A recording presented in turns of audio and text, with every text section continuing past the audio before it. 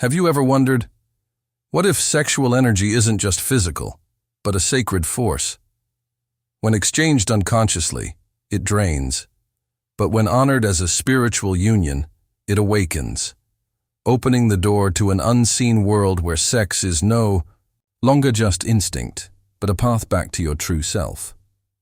In this video, we'll explore the unseen world of sex and spirituality, energy, union, karma, and more. What is sexual energy really, and why did ancient civilizations see it as the most powerful spiritual currency? What happens to your energy when sex is purely about desire versus when it's practiced as a ritual of soul connection? How can desire be transformed into devotion, turning the body into a temple and intimacy into a divine mirror? And does karma truly form through the way we exchange sexual energy? This isn't just a conversation about sex. It's a journey into the deepest layers of life force energy, where body, mind, and soul merge into one. If you've ever longed to understand the link between sexuality and spirituality, between pleasure and awakening, step with me into this unseen world. You'll never look at sex and connection the same way again. Get ready to listen, to feel, and to awaken the sacred energy flowing within you. They told you sex was sinful, shameful, or meaningless.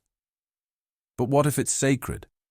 What if everything you've been taught about sexuality was designed to keep you from discovering one of the most powerful gateways to spiritual truth? From the moment you were old enough to ask questions, the answers you received were coated in guilt, fear, or mockery. You were programmed to believe that sex was either something to be avoided or something to be consumed, but never something to be revered. And somewhere deep inside, you felt the contradiction. You sensed that something was missing, not just in the act itself, but in how the world spoke about it. Because sex is not separate from spirit. It is energy. It is memory. It is alchemy. And when approached consciously, it holds the power to unlock dimensions of yourself that no religion, no textbook, and no screen could ever reveal. This is where the real story begins. From the moment you became aware of your body, they were already there, shaping your perception of what that body meant. Before you understood energy, before you knew about desire, connection, or spirit, you were handed a script written not to empower but to suppress. In schools, at home, through religion, media, and silent glances from adults who had long since been programmed themselves, you were told what sex was supposed to be: dirty, dangerous, sinful, or, on the other end of the spectrum, casual, meaningless, purely physical, a source of guilt or a game, but never a doorway, never sacred.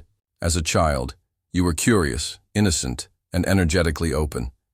But that openness made you vulnerable, not just to influence, but to manipulation. You were taught to dissociate the physical from the spiritual, to split the body from the soul, to compartmentalize love from lust and pleasure from purity. In many cultures, these messages were passed down not with malice, but with fear. Fear inherited from generations of suppression and shame. Parents didn't always realize what they were reinforcing, but the effect was the same. You began to internalize the idea that your sexual energy was either something to be hidden or something to be sold. The system didn't want you to see your sexuality is sacred because sacred sexuality is power, real power, not dominance, not control, but spiritual force. And a person who learns to work with that force cannot be easily manipulated. They begin to awaken. They begin to ask questions. They begin to remember who they are. In ancient cultures, sexuality was once woven into the very fabric of spiritual life. In Tantra, sex was not just an act, but a practice, a ceremony, a prayer, a merging of the masculine and feminine energies within and between us. Taoist sexual alchemy saw the sexual act as a way to cultivate chai, life force, for longevity, creativity, and enlightenment. Egyptian and Hermetic traditions spoke of energy exchange, transmutation, and divine union. But that wisdom has been buried, demonized, mocked, reduced to footnotes or fetishized fragments, while the masses are fed a narrative that sexuality is either something shameful or superficial. Because when sex becomes shallow, you become easier to control. When it's severed from spirit, it becomes a distraction, not a path. You're left chasing stimulation while being starved of connection. The result? A society addicted to sex, yet terrified of intimacy, flooded with imagery, yet starving for truth. And beneath it all, you sense it. This isn't how it's supposed to be. Because the real danger isn't sex itself, it's forgetting what it's for. Sexual energy, when denied or distorted, becomes a weapon against you. It's used to sell you products, to keep you distracted, to keep you longing. But when you reclaim that energy consciously, it becomes a current of liberation. It reconnects you to your soul. It reveals truths that cannot be explained in words, only felt, only lived. And so you begin to question, if the version of sex you were taught was incomplete, what else have you missed? What happens when you stop seeing sex as a problem to be solved and start seeing it as a portal to be entered? What might awaken in you, not just physically, but energetically, emotionally, spiritually? When you finally allow the full truth of your being to emerge, the programming runs deep.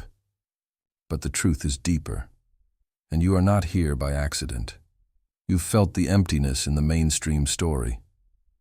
Now you're beginning to feel the pull of something else, something ancient, something sacred, something waiting to be remembered. They told you sex was a physical act, a mechanical process driven by hormones, instinct, or biological programming. Maybe they said it was about love. Maybe they said it was about pleasure. But what they never told you, what they were never allowed to tell you, is that sex is energy. Raw, intelligent, transformative energy. The kind that can crack open your consciousness and shift the very trajectory of your spiritual evolution if you learn how to work with it. You feel it, even if you haven't always had the words for it. That surge before climax, the electric current running between bodies, the way touch can make your skin remember things your mind forgot. This isn't just emotion. It isn't just biology. It's frequency, it's life force, it's chi, prana, kundalini, different names across cultures, all pointing to the same hidden truth. Sexual energy is the most potent spiritual force we carry because it's the same energy that created you in the first place. But instead of being taught to understand and cultivate it, you were taught to discharge it, waste it, repress it, or chase it mindlessly. You were told to numb it, suppress it, or pour it into empty experiences, disconnect it from meaning or reverence. You were never shown how to circulate it through your body, how to use it for healing, how to allow it to rise into the heart, the throat, the crown, awakening parts of your subtle body that most people never access in a lifetime. Because if you did, you wouldn't just feel pleasure. You'd feel power, clarity, awakening. And that's not good for a world that profits from your numbness. The human body is more than flesh. It is an energetic system, an instrument made of frequencies and flows. You are not just skin and muscle. You are a field of energy in constant motion. And sexual energy, when activated with presence and intention, moves through this system like a sacred fire. It clears blocks. It amplifies intuition. It softens the hardened parts of you that the world has tried to turn to stone. This is why, in many ancient spiritual systems, sex was not casual. It was ceremonial. Because they knew what you're only just beginning to rediscover, that when two beings meet with conscious presence, the act of union becomes a ritual of transformation. In those moments, energy flows beyond the physical. Breath becomes a bridge. Eye contact becomes a conduit. Sound becomes vibration, unlocking parts of the self stored deep in the nervous system. You are not just touching a body. You are touching a soul, a history, a pattern, a story. And they are touching yours. But when this is done unconsciously, it can leave behind confusion, fragmentation, and energetic residue. You feel drained, foggy, or anxious without knowing why. You carry echoes of people you barely knew. Because sex is not just touch, it's transfer, it's exchange. And once that exchange happens, it doesn't vanish with the goodbye. What most people call chemistry is actually energy resonance. It's the alignment or misalignment of frequencies. It's why some people feel instantly familiar, intoxicating, magnetic. And it's also why that same energy can become chaotic if not approached. With awareness, you are not just reacting to a person.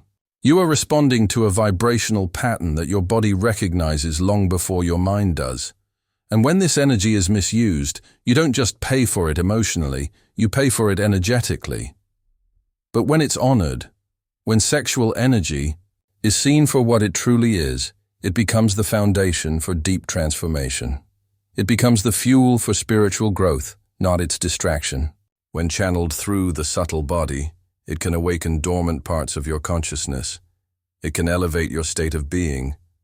It can bring you into a presence so profound time seems to collapse. These are not myths. They are experiences available to anyone who chooses to reclaim what's been forgotten. Because once you understand that sex is energy, everything changes. The goal is no longer release. It becomes connection, awareness, expansion. You begin to feel your energy rising, your body softening, your perception sharpening. You are not escaping reality. You are entering a more complete one. And suddenly sex is no longer an act. It's a practice, a meditation, a mirror, a remembering. And in that remembering, you don't just find pleasure. You find yourself. Sex doesn't end when the bodies part. It lingers in your mind, in your memory, but more deeply in your energy. You felt it. That strange heaviness after an encounter that felt off. That emotional fog that creeps in days later. The phantom pull of someone you no longer speak to yet still feel. This isn't just sentiment. It's imprint. Because sex is not just physical, it's energetic. And energy doesn't forget. Every time you share yourself intimately, you are not just exchanging fluids or feelings. You are exchanging frequency. You are merging fields, opening channels, trading access to your most sensitive spiritual systems. And whether or not you're aware of it, your body, your energetic body, keeps the score. These imprints can uplift and nourish you, or they can cloud and confuse you. And yet no one teaches you this. They say sex is just a personal choice, just chemistry, just a moment. But no moment that involves energy exchange is ever truly just a moment. It echoes. In ancient teachings, sexual union was understood as a karmic act, not in a moralistic sense, but in an energetic one. Karma is not punishment, it's memory, it's motion, it's resonance. And sex is one of the fastest ways to generate it. Because in those moments of openness, when the aura softens, the boundaries blur, and the heart is exposed, you become deeply receptive. If the energy exchanged is clear, present, and aligned, it nourishes you.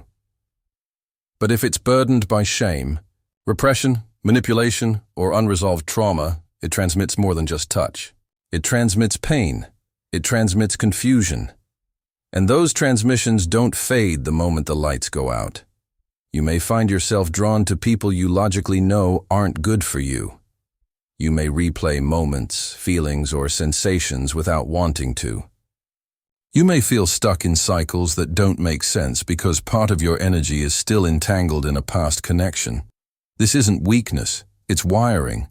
Energetic cords don't need your consent. They form automatically when your field is open. And sex opens you faster than almost anything else. But here's the truth they never told you. You can clear those cords. You can heal the imprints.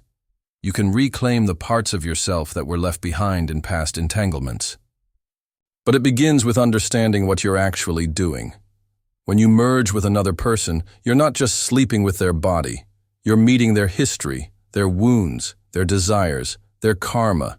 You are inviting in not just who they are, but what they carry. And they're doing the same with you. This is why sex isn't casual. Not because it's wrong, but because it's sacred. And sacred things are never shallow. Sacred things leave echoes. They ripple. They imprint. And once you understand that, your choices begin to shift. You move from reaction to intention, from impulse to awareness. You begin to choose with clarity, with care, with consciousness. It's not about abstinence or guilt. It's about sovereignty, ownership of your field, stewardship of your energy. Because you are not just a physical being, you are a vibrational one. And every connection is a collaboration of frequencies. When you understand this, you stop seeing sex as conquest or entertainment and start seeing it as co-creation. You ask, what are we building with this energy? What are we invoking, exchanging, dissolving, or birthing through this act? Some connections are here to teach, to mirror, to reflect your own blind spots. Others arrive to help you heal. Some feel karmic because they are, and they're here to burn old patterns clean. But none of them are meaningless. Every union, whether one night or lifelong, is a thread in the web of your becoming. And the more aware you become of what each thread carries, the more freedom you gain to shape your own tapestry. When you bring consciousness to your sexual choices, you stop leaking energy. You stop carrying what isn't yours. You stop confusing chemistry for compatibility or pleasure for truth. You begin to see sex not just as a source of joy, but as a reflection of your inner state, a measure of how whole or fragmented you are. And through this awareness, something remarkable happens. You begin to heal, not through avoidance, but through presence, through reclaiming your energy from every place it was unconsciously given away. Because sex is never just sex. It is a mirror, a portal, a ritual, and a karmic imprint. The question isn't whether it will affect you. The question is whether you're ready to let it affect you consciously rather than unconsciously, whether you'll allow it to be a teacher, not just a temptation, and whether you'll use it to lose yourself or to find the parts of you never knew were waiting. Before there was language, before there were beliefs or borders, there was polarity. Two forces dancing through all of nature, the magnetic pull of opposites.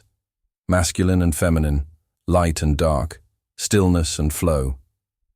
Every tradition that studied the spiritual nature of reality understood this principle. It wasn't about man and woman, but about energy, two currents that, when united consciously, mirrored the creative rhythm of the cosmos itself.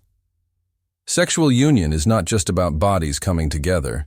It's about those ancient forces merging.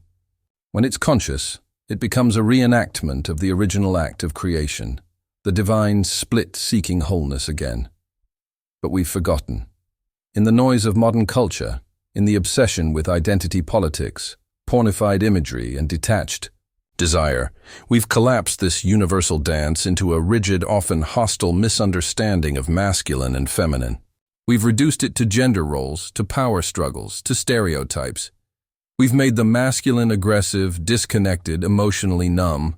We've made the feminine submissive, chaotic, or over-sexualized. And in doing so, we've distorted the very energies that live within each of us. You carry both. Every one of us does. The masculine within you holds the archetype of presence, stillness, direction, focus, discipline. The feminine within you is the current of emotion, intuition, creativity, sensuality, and flow. These aren't just abstract traits, they are energetic realities. And when they're in harmony within you, your relationships reflect that harmony. But when they're in conflict, you attract chaos, confusion, repetition of painful patterns. This is why the people you're drawn to sexually, emotionally, even spiritually, often reflect the imbalances you carry within. The masculine outside of you will expose your relationship with your own inner masculine. The feminine you desire or fear mirrors how deeply you've accepted or rejected your own feminine essence. This is the mirror. Sexual attraction isn't random. It's vibrational. It's magnetic. It's a reflection of the inner dance seeking balance or resolution. And when that dance is met with awareness, something extraordinary happens. Union becomes not just a form of connection, but of alchemy. The body becomes a vessel. The heart becomes an altar, and sex becomes a living prayer, not to another person, but to the balance of life itself. In Tantra, this is the sacred marriage, the inner Shiva and Shakti coming into resonance. It's not a fantasy. It's not a performance. It's a return to wholeness. When a masculine essence meets a feminine essence in mutual reverence, safety, and presence, energy begins to circulate differently. It rises instead of leaks. It nourishes instead of depletes. The act becomes sacred, not because it's rare, but because it's real. And yet most people never experience this. Not because they don't want to, but because they were never shown how. No one taught them to listen to energy, to feel polarity, to differentiate between chemistry born of trauma and chemistry born of truth. So they confuse excitement for alignment. They chase intensity and call it connection. And in the process, they miss the deeper invitation. The invitation to heal, to harmonize, and to meet another from a place of integrated power, not fragmented craving. This is the potential of sexual union when it is seen for what it truly is. The moment where the universal polarities of creation converge within two human forms.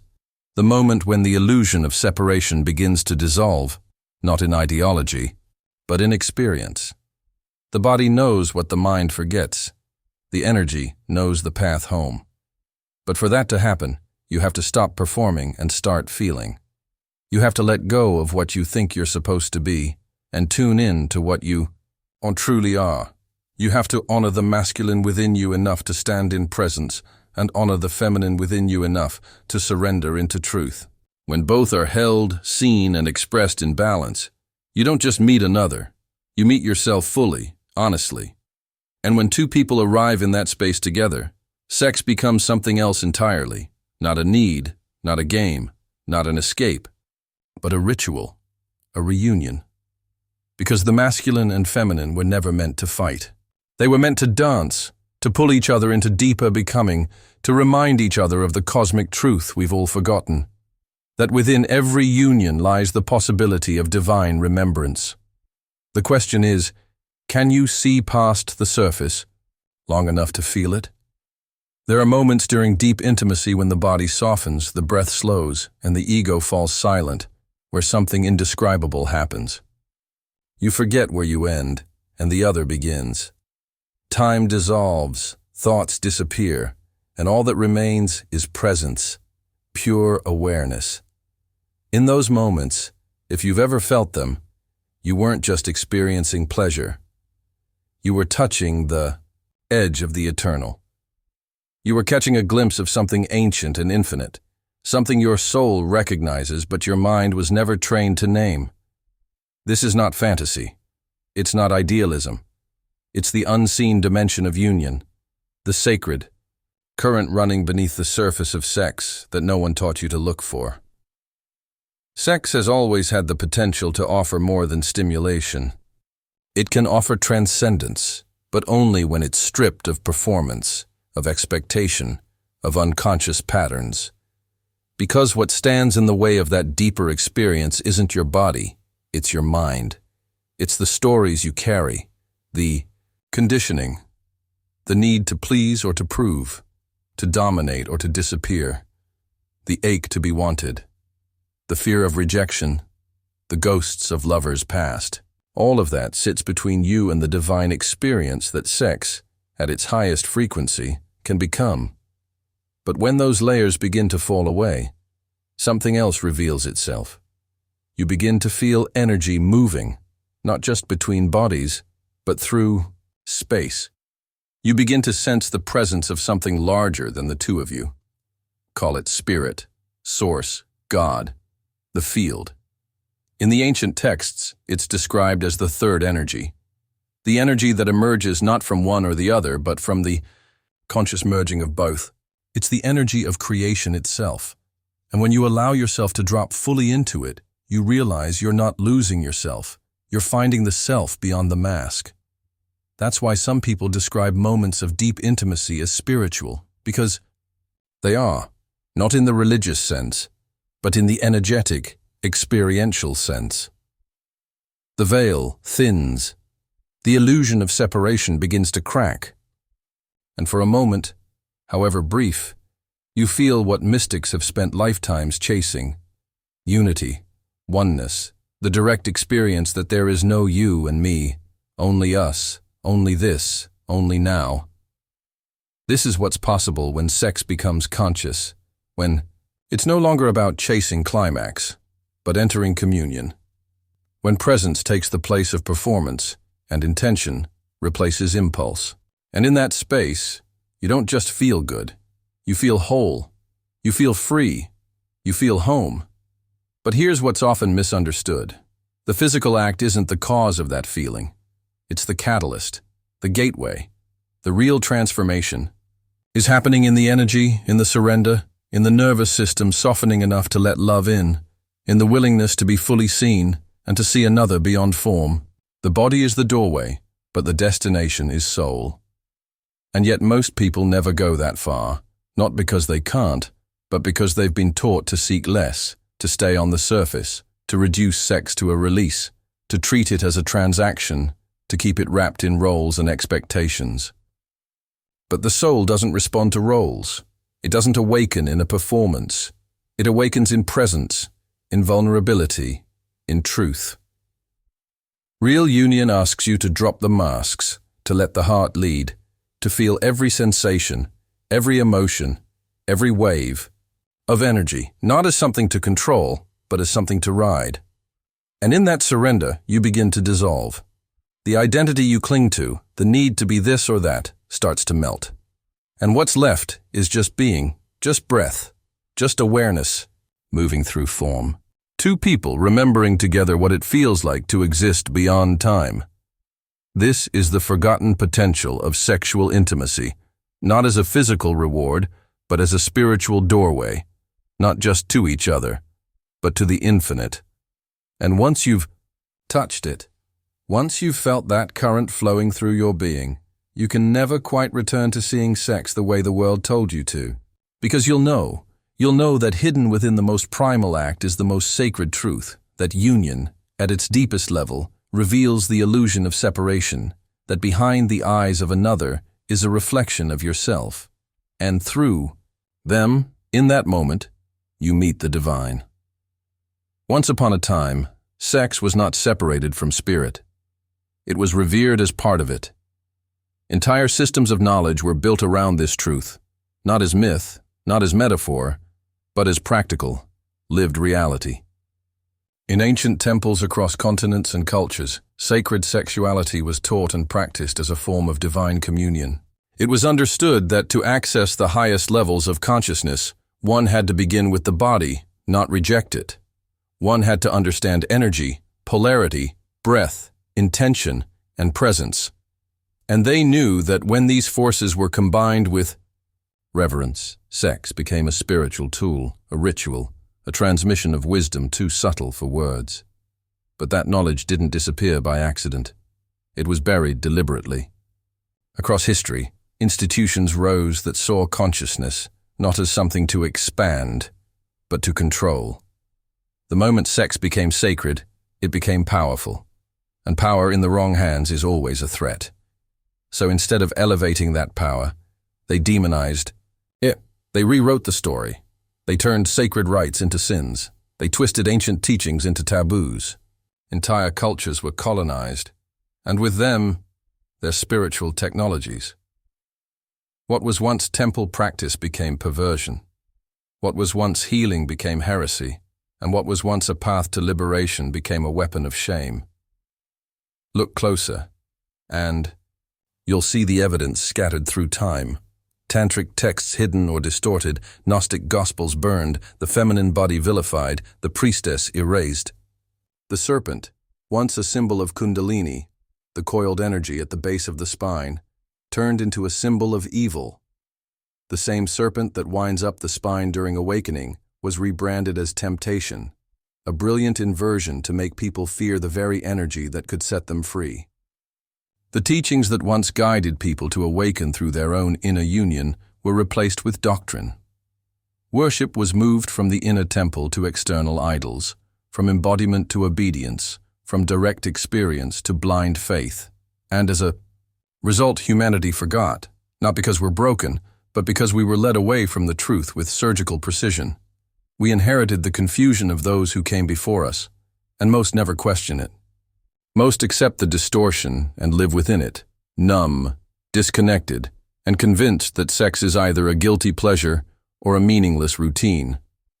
But the teachings were never fully lost. They survived in fragments, in whispered lineages, in sacred texts, in symbols misunderstood by the mainstream. The Hermetic principles, for example, still hold clues. The Kybalion speaks of polarity, rhythm, vibration, mentalism, all of which apply to sexual alchemy. These are not abstract ideas. They are blueprints. They explain how energy moves, how balance is restored, how thought creates form. And when you read them through the lens of sacred sexuality, everything changes. You begin to see how ancient wisdom was encoded, hidden in plain sight for those ready to remember. Because remembering is the key. You don't need new information. You need to strip away the noise and reconnect with what you already know but forgot. Your body remembers. Your energy remembers. It's why, even after all the programming, there's still a part of you that longs for something deeper.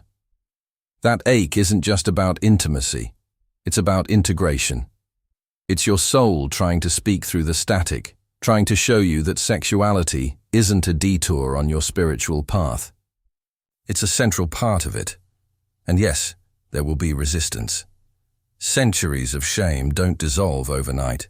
You may feel guilt, you may feel fear. That's normal. But those feelings aren't signs to stop. They're signs you're touching the edge of the lie, leaning into the membrane of the programming. And on the other side is truth. And once you cross it, once you feel what sacred sexual energy really is, what it does, how it heals, how it awakens, you'll understand why they tried so hard to keep it hidden.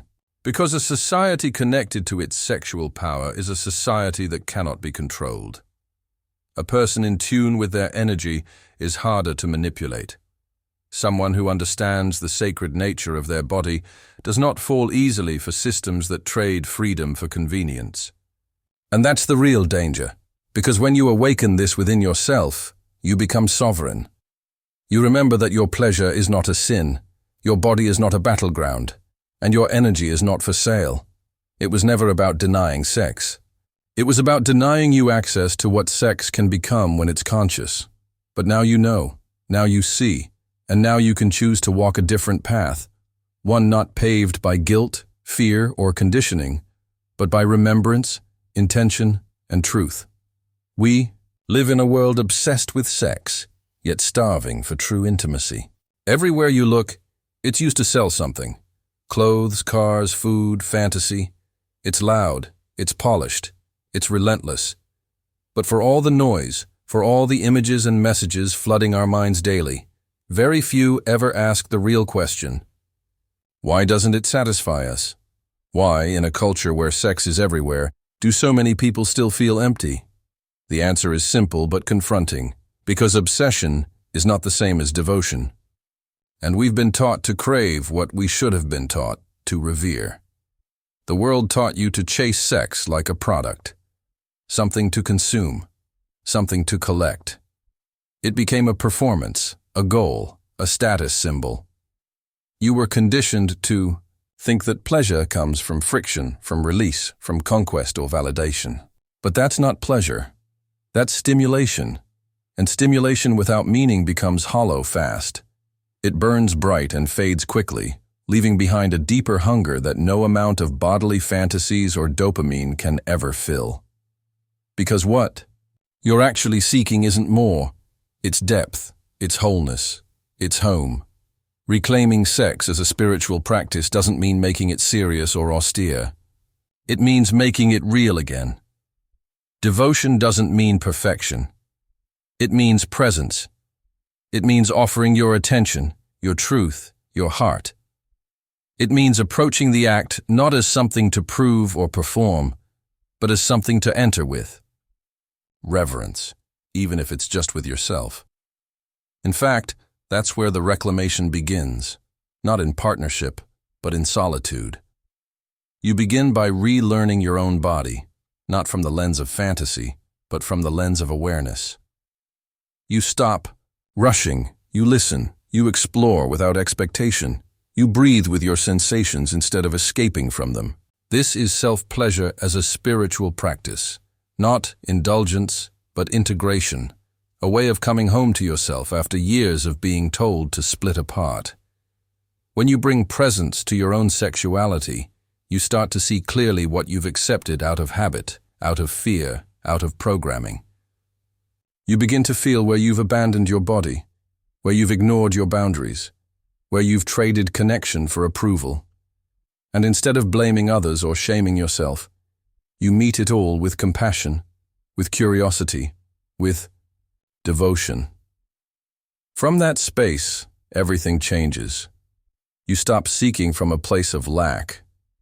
You stop attracting partners who mirror your wounds instead of your worth. You start calling in experiences that reflect your new frequency. Experiences that nourish, that elevate, that honor. Sex becomes less about release and more about remembrance, a way to reconnect with your soul, with your power, with your sacredness. And yes, devotion requires unlearning. It requires slowing down. It requires facing the discomfort that often comes when we stop numbing and start feeling. But through that discomfort is where the healing lives. Because when you stop treating sex like a performance, you start allowing it to become a ritual. A space where the body and soul meet without agenda. A space where you're not trying to be anything. You're simply allowing what is true to rise. Imagine entering intimacy the same way you would enter a sacred temple, with respect, with intention, with the understanding that what you do here has the power to shape your energy, your emotions, even your destiny. That's not superstition. That's sovereignty. And it's available to anyone willing to step out of the noise and into presence. Because at its core, sacred sexuality isn't about technique. It's not about how long you last or how skilled you are. It's about how open you are to truth, how willing you are to feel, not just pleasure, but emotion, how deeply you're able to witness another without needing them to be different, and how honestly you can offer yourself, not in pieces, but whole. This is what it means to move, from obsession to devotion, to stop performing for the world and start connecting with the divine. And when you do, the obsession fades, not because desire dies, but because desire is finally met, not with fantasy, but with presence, not with ego, but with essence. And that changes everything. You were never supposed to feel this far from yourself, this fractured, this numb, this unsure of where your energy ends and someone else's begins.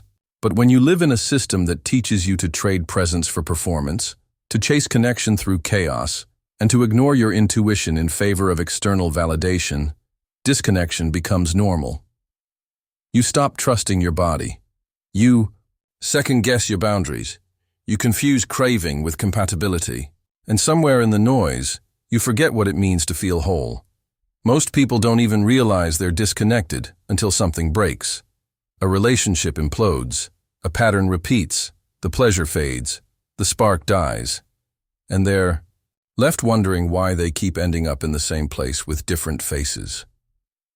But this isn't just about relationships. It's about energetic integrity, about whether your choices are coming from clarity or from wounds disguised as desire. Because the truth is, much of what we call love is actually longing. Longing to be seen, longing to be held, longing to come home to ourselves through another. But no one can take you where you're unwilling to go first. You can't pour from an empty field. And when you've been conditioned to ignore your own body, to suppress your truth, to disconnect from your power, It's no wonder intimacy becomes distorted. You start giving yourself away in fragments, hoping someone else will make you whole. But sacred sexuality begins with wholeness, not with seeking it in someone else, but with choosing it in yourself. This isn't about becoming perfect before you connect. It's about becoming honest, becoming aware. It's about pausing long enough to ask yourself, what energy am I operating from? What am I actually seeking in this moment? Is this alignment, or is this repetition? That's where the return begins, not in changing what you do, but in changing the level of presence you bring to it. Start by reclaiming your energy, not by withdrawing from the world, but by choosing where your attention goes. Begin to notice what drains you, who unsettles your nervous system, which environments, conversations, and behaviors leave you feeling foggy, frantic, or small. Your body is always speaking. The question is, are you listening? Then take back your time. Slow everything down. We rush into connection thinking we'll lose the moment. But sacred things aren't in a hurry. They unfold. They require space. They need breath. Give yourself that. Let desire build. Let energy rise. Let clarity speak. The more slowly you go, the more truth you'll find. Let your past lovers teach you without haunting you. Every entanglement that ended badly, every moment you ignored your instincts, every time you silenced your needs, those weren't failures. They were mirrors. They showed you where you were still fragmented, still outsourcing worth, still performing instead of expressing. Now you get to choose differently. When you begin to honor your energy as something sacred, everything changes. You stop tolerating confusion. You stop trying to fix people who aren't ready. You stop negotiating your truth just to be chosen. And instead, you choose yourself again and again, not from ego, but from embodiment, from the deep knowing that when your field is clear, your relationships become clearer too. This is how the cycle ends, not with drama, but with awareness, not with blame, but with responsibility. When you stop leaking energy into dead patterns, into unresolved pain, into false connection, you become magnetic, not because you're trying to attract, but because you're finally aligned. You no longer chase, you draw in. And what you draw in reflects the self you've returned to. Healing isn't a destination. It's a remembrance of what you are, of what you carry, of what you deserve. It's not always easy. There will be moments when you want to retreat, when the old pattern feels safer than the unknown. But keep going. Every time you pause to breathe instead of react, every time you feel instead of flee, every time you honor yourself instead of betray yourself, you're rewiring your entire relationship with intimacy. You're becoming the space where love doesn't hurt, where desire isn't manipulative, and where sex becomes sacred by default. You've been disconnected from yourself, not because you're broken, but because the world benefits from you being fragmented. But now you see it. Now you feel the pull to return. And that return begins with one small revolutionary act, choosing to listen to your own energy before anyone else's voice. What if everything you've been looking for, truth, connection, awakening, was always inside you, locked behind a door? No one ever gave you permission to open. What if sex was never the distraction, but the key? A tool not just for pleasure, but for power. Not just for bonding, but for becoming. That's the real secret. Not the one you find in magazines or movies, but the one buried deep beneath layers of cultural shame, generational silence, and spiritual amnesia. Sex is the key. The question is, are you ready to turn it? Because to reclaim the sacred is to undo everything the world has taught you. It's to break with the idea that you have to choose between being spiritual and being sensual. It's to reject the belief that pleasure must come at the cost of purity, or that purity requires the absence of desire. This split has kept people trapped in inner conflict for centuries, torn between who they are and who they think they're supposed to be.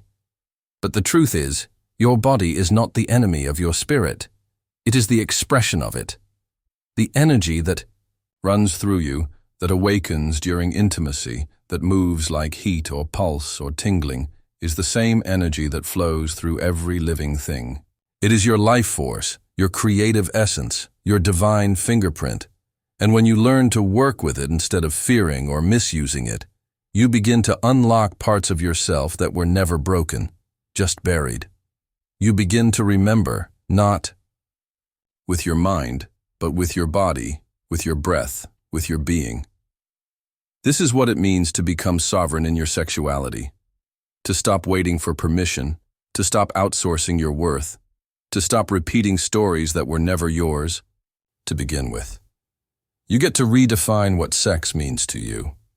You get to choose intention over impulse, depth over distraction, connection over chaos. You get to turn the key, not to escape life, but to enter it more fully, to become more whole, more honest, more alive. And in doing so, you don't just change your relationships, you change your reality. Because when your energy is aligned, when your heart and body speak the same language, when your intimacy is rooted in truth, you become magnetic. You begin attracting experiences that mirror your evolution, not your past wounds. You start to feel seen, not just touched, loved, not just wanted. And that shift ripples into every part of your life. This isn't fantasy. It's the future, if you choose it.